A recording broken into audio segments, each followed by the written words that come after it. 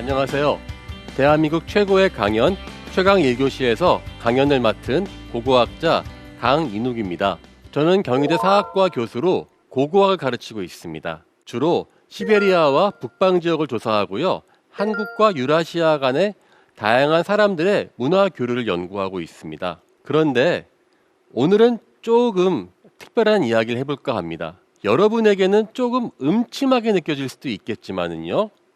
고고학자들은 이 말만 들으면 마음이 막 설렙니다. 왜냐하면은 우리 고고학자들의 기본적인 연구 자료이기 때문에 그렇습니다. 바로 무덤에 관한 이야기입니다. 그래서 오늘 강연 주제는 무덤, 인류 최고의 발명품입니다. 무덤에는 여러 가지 유물들이 상당히 많이 있습니다.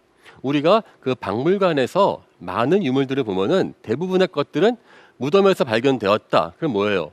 사람만 묻는 것이 아니라 그분의 각 몸에다 왕관 아니면 뭐 그 돌아가셨을 때 먹어야 될 음식을 넣은 그릇, 정말 많은 것들을 넣어요. 그럼 왜 이렇게 고대인들은 무덤에다가 사람만 넣은 것이 아니라 그 유물을 넣었을까 생각해 볼까요? 요즘 사람들은 우리가 누군가가 돌아가시면은 똑같이 집처럼 만들어서 매장하는 경우는 요즘 거의 없습니다. 하지만 과거 분들은 죽음을 삶의 연장으로 생각했던 것 같아요. 그래서 살아있는 사람처럼 똑같이 그 무덤을 죽어있는 사람의 집처럼 꾸미면서 만듭니다. 그래서 거대한 그 왕의 고분들 있죠. 피라미드나 아니면은 그 신라의 고분. 사실 이런 그 많은 고분들은요. 왕이나 귀족들이 어렸을 때 이미 그 털을 잡고 무덤을 평생을 만들어요. 그래도 몇십 년 동안 만들어도 다 못 만드는 경우도 꽤 있습니다. 이거는 왜 그러냐면은 또 다른 이유가 있어요. 요즘은 사람들의 수명이 아주 길어졌어요. 그래가지고 뭐 일 할 만큼 하고 또 몇십 년 동안 노후를 위한 또 연금이 있어야 되잖아요.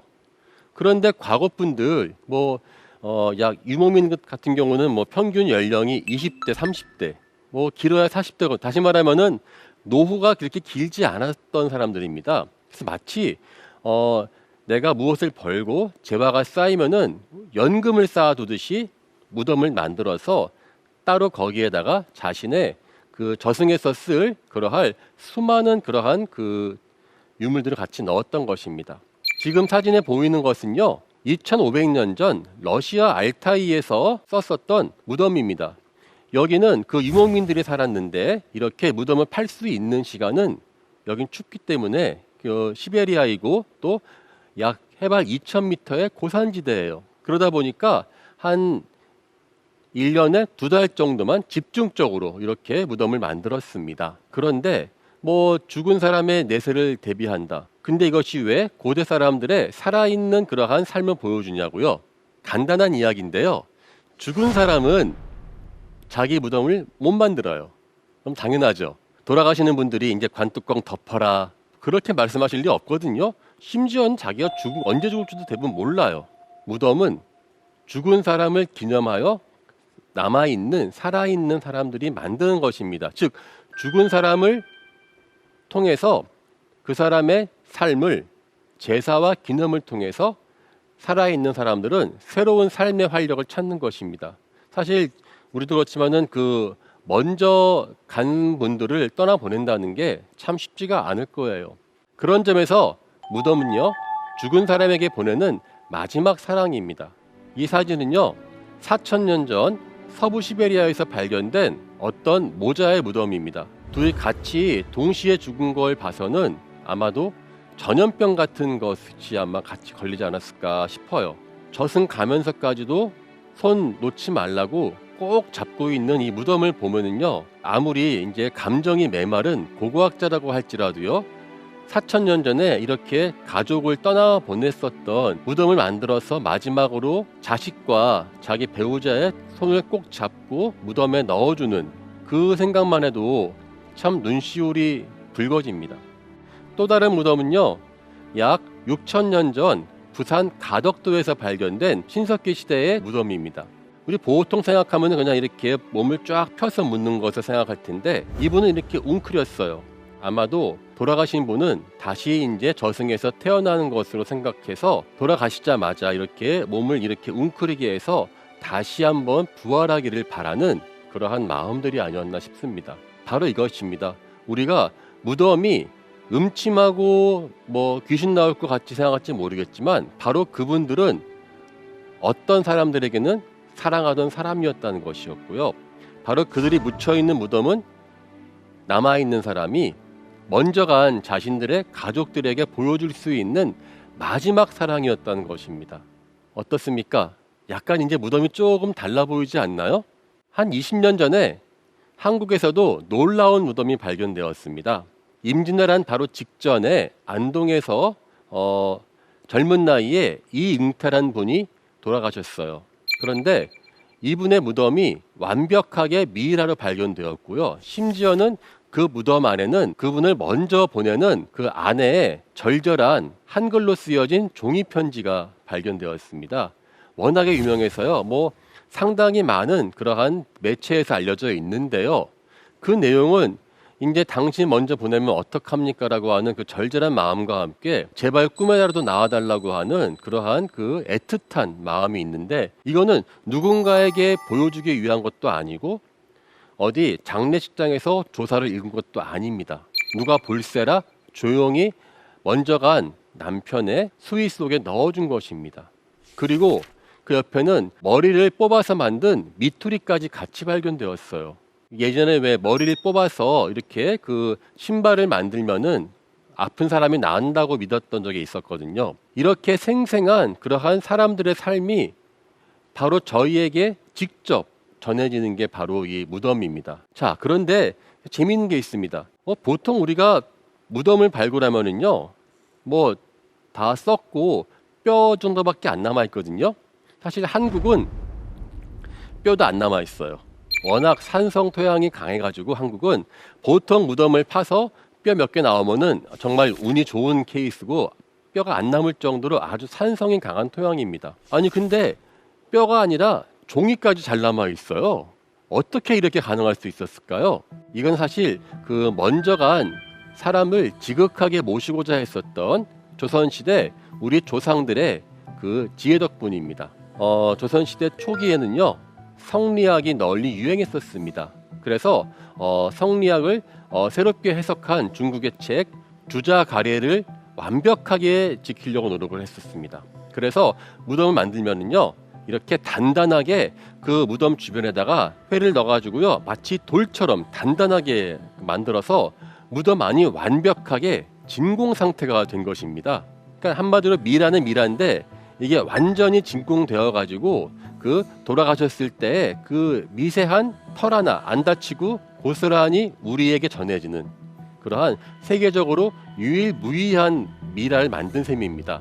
자, 그런데요, 고대에는 참 흥미로운 매장 풍습이 있어요. 이 사진은요, 백제의 정지산 유적입니다. 이게 보면은 이 지상으로 건물지가 있었어요. 그래서 많은 학자들은 이것이 백제왕이 빈장을 했다라고 이야기합니다. 누가 돌아가시면 뭐 빈소가 어디에 있다 이런 말 많이 하거든요. 예, 빈이란 말 지금도 쓰는데요. 여기서 말하는 빈장은요, 시신을 무덤에 묻히는 사이에 일정 기간을 두고 제례를 지내는 그러한 그 임시 안치소라고 보시면 됩니다. 뭐 지금도 우리가 돌아가시면 일정한 기간 동안은 그 두었다가 이제 모시죠.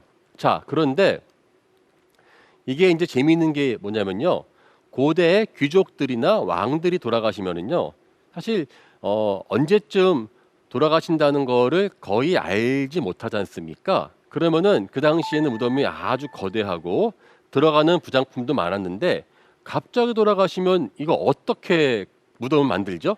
그렇다고 해서 저기 왕이시여 언제쯤 물어볼 수가 없잖아요. 그래서 삼국시대와 같은 시대 일본은요, 귀족들이 죽은 경우에 1년이나 3년 동안 죽은 사람을 마치 그 산 사람처럼 모셔서 예를 갖추다가 나중에 무덤에 넣는 그러한 풍습이 있었습니다. 중국 기록 보면은요, 고구려인도 사람이 죽으면 집안에 안치했다가 3년이 지난 뒤에 좋은 날을 가려서 장사를 지냈다라고 하는 그러한 그 기록이 있어요. 자, 근데 기록은 기록인데 과연 그것이 고고학적으로 증명이 될 수 있을까요? 네, 되었습니다. 얼마 전에 일본 그 시고쿠에 위치한 하사자이케 구분을 발굴했는데 발굴 중에 인골 근처에서요 대량의 기생충 알이 발견되었어요. 그 기생충의 알은 바로 털깜장파리라고 하는데요. 사람이 죽고 나면은 이제 그 위에 그 파리들이 앉아가지고 이제 부화를 하고 이제 알을 까거든요. 바로 이 털깜장파리는 보통 사후 3, 4일쯤 되면은 그때 본격적으로 시신의 그 알을 까는 거예요. 근데 아마 여러분들 그 다양한 그 드라마 보면은 저기 왜 범죄 드라마 보면 나오잖아요. 어디에서 뭐 살인 사건이 발생되었다든지 시신이 발견되었다고 하면은 그분이 언제 돌아가셨는지 알기 위해서 이렇게 시신 근처에서 다양한 그 곤충들의 흔적을 이제 찾아가지고 언제쯤 이제 그 일이 발생되었다 이런 것을 이제 알 수 있습니다. 그래서 일본 같은 경우는 어떤 시신들은요 한 10일쯤 있다가 무덤에 들어온 것입니다. 지금 우리가 기록으로만 이야기했었던 그러한 그 빈장이라는 것이 실제 있었다는 것이 확인되었죠. 그래서 이 백제왕릉 근처에 있는 정지산 유적이 그와 같은 빈장, 아마 특히 백제왕들이라면요, 고분도 그렇고요, 참 신경 쓸 게 많았을 것 같아요. 사방에서 이제 그러한 부장품에 넣을 유물도 그 가지고 와야 되고요. 또 이제 그 뭐 금동관이라든지 화려한 그러한 장식들도 다시 만들어야 됐을 겁니다. 자, 그럼 여기서 우리가 이러한 그 빈장이 왜 등장했을까 한번 생각해 볼까요? 인간의 숙명인 것 같습니다. 태어날 때는 알아도요, 갈 때는 모르는 게 인생 아니겠습니까? 갑자기 떠난다고 그 사람의 무덤을 대충 짓거나 짓다 만채로 보내드릴 수 없잖아요. 그래서 몇 년 동안의 시간이 걸리더라도 그분에게 최대한의 예를 다해서 보내드리겠다라고 하는 아마 남아있는 사람의 그러한 그 지극한 그러한 그 사랑일 가능성이 큽니다. 자, 그런데요, 이 빈장이요, 또 이 과거의 이야기들로서 나올 때요, 상당히 재미있는 그 우리의 그 이야기거리가 있습니다.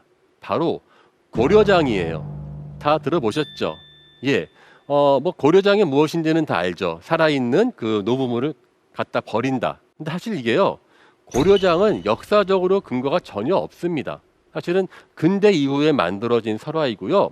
또한 세계 곳곳에 그 비슷한 이야기, 노인들을 갖다 버리라 그랬는데 그 노인을 자기 그 지하실에 숨겨두었는데 나중에 큰 위기가 왔을 때 그 노인이 문제를 해결해주고 왕도 마음을 고쳐먹었다. 뭐 그런 식의 이야기가 유라시아 일대에 널리 있습니다. 근데 왜 전 세계적으로 이렇게 고려장이라고 하는 즉 살아있는 사람을 버렸다라고 하는 이야기가 퍼졌을까요?